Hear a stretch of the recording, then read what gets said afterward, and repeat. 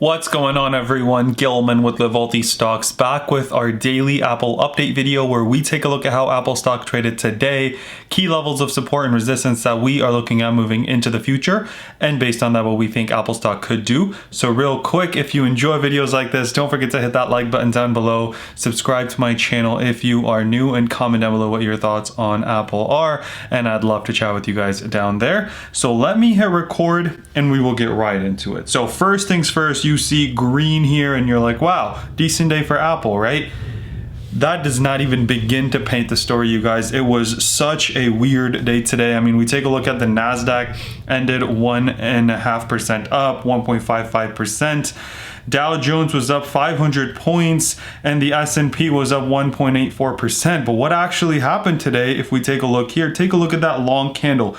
We had so much, such a fall at the beginning of the day, and then we pushed up. Look, let's cover this and then I'll kind of cover my thoughts on where we are in the market, and we'll talk a little bit more about that. So right at the beginning of the day, we were pushing up. We had a little bit of a gap up. We pushed up. We were trying to hit this 121.60s. Everything looked kind of promising. And then we fell to our first level, VWAP rejected, fell to our second, VWAP rejected, fell below our second, rejected by this 119 level. Then we came down, making a low of 117.57, and then the second half of the day looked a little bit decent, right? So we came up, again rejected by this level, came down, went up, bounced off this level, and then at the end of the day we're hitting up against this 121.48 level. So not a terrible trading day for Apple. But at the beginning of the day, we had dropped from 121 to 117. We had over a $4 drop and everything was looking really nasty. So let's take a look at, future levels of support, future levels of resistance. So Apple right now, right, finally the RSI moved up a little bit. We had some buying coming in. If you take a look at this candle, right, it's not, ended the day again green, but we went as low as 117.57. So a couple things there. Let's talk about future levels of support, future levels of resistance. I'll give my thoughts on the market right now. So we're hitting up against this 121.40s level. That's the first level of resistance we have to break through. Then we've got 123.69, which was yesterday's high. Then we've got this 126.65 for between the 123 and 126 level. We've also got this 125.71. So on the upside, if we start pushing up next week, which I'm hoping for, 121, 123.69, 125.71, which was this high, and then the 126.65. On the downside, as you guys can see, we have this line, this upper trend line that we're watching, which will come in right at kind of the low to mid 119s. And then we've also got this 119.09 level, and then we've got the 116.99, and then we've got today's low in the middle, right? So again, on the downside, we are watching this mid 119s on the trend line, 119.09. Then between that and the 117 mark, we've got the 117.57 level.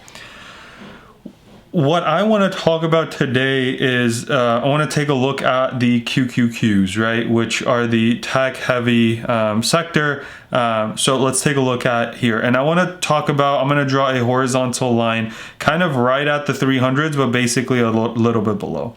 If we scroll out just a little bit, what I want to point out is we were there back in early September.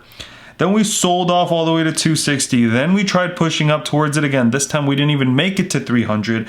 We sold off, but we made a higher low, 260s, right? 267.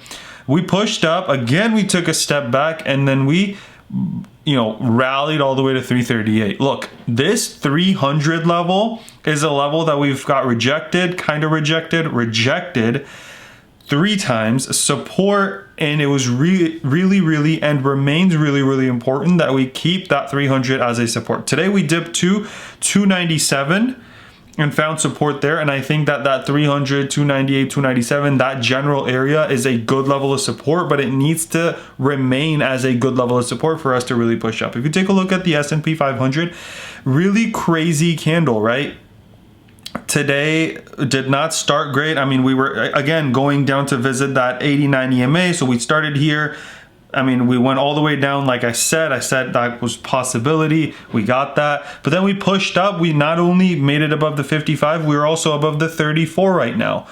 So the key next week, you guys, is to see if we can continue. I don't care about crazy green days. What I don't want are crazy red days.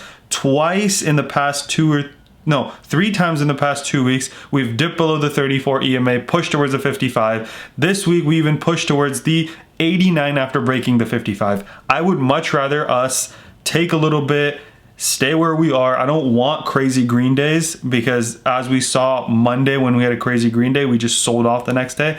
I want the market to figure out its solid footing and start to push up. Today was not a terrible day for me, but it started something like this, okay? And now I'm just telling you this because today was a quick update, but I want to kind of share my insight with you. I talked yesterday about, hey, it's totally okay to be on the sidelines. It's totally okay to be learning during these times because they're hard to trade in, right? Everything's down. My day started when I opened my laptop at the beginning of the day. I was down about 1.5K, $1,500. I was like, okay, looks like another red day. Let me step away. As I said yesterday, I don't have any short-term positions right now. All I have are shares or long-term options contract, right? Going beyond July. Most of them are leaps out to 2022 or 2023. So nothing that I actively need to manage. So I stepped away. When I came back, I was down almost $4,000, you guys. I was down $3,950 something.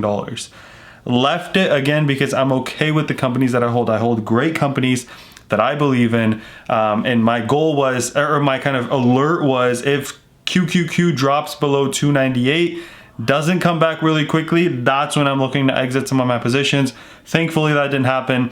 So I went from $1.5 down to $4,000 down, keeping my same positions. I ended the day, I think, down $400. So at one point I was almost down $4,000. I was down $3,900, but I ended the day down only $400. That's the market we're trading. That's the market we are in right now. We've seen crazy swings. If you are down one day, right, I want to just, it's a part of the game, and I want to kind of tell you guys that it's a part of the game. You're going to be up some days. You're going to be down some days. You're going to be terribly down some days, and that's okay as long as you are in plays that you can afford to hold, because you're either in shares or longer term options contracts, and you're not, super heavy on margin. That's another thing I want to talk to people about, is when the markets are going up, it's really easy to get caught up in it and just buy everything on margin and think it's only going to go up. And it starts to go down and you're hit with the margin call and you have to sell everything at a loss, and it becomes a cycle, right? So hopefully you guys are staying careful with that. I share that story not to say, hey, look at me, I only ended the day 400 in the red. It's still $400 that I'm down, and this whole week I've lost thousands, right? But the key here is to focus on, hey, I still like these plays. I added to some of my favorite names on the pullback. Always have some cash ready to do that. And that's it. I still think NIO is a great company. I still think Apple, I did not add to Apple because I think I'm already too heavy in Apple.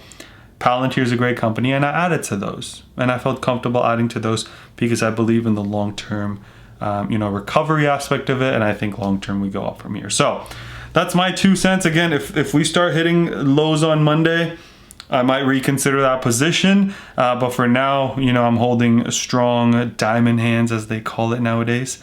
So hope you guys are all having an all right week. If you didn't have a great week, that's okay. Focus on the weekend. Take a time to, unwind, relax, maybe learn something new, and we'll be back next week. As always, hope you guys enjoyed the video. If you did, don't forget to drop a like, subscribe to my channel, comment down below what your thoughts on Apple are, and I'd love to chat with you guys down there. Let's remember to be a bit better every single day, and until next time.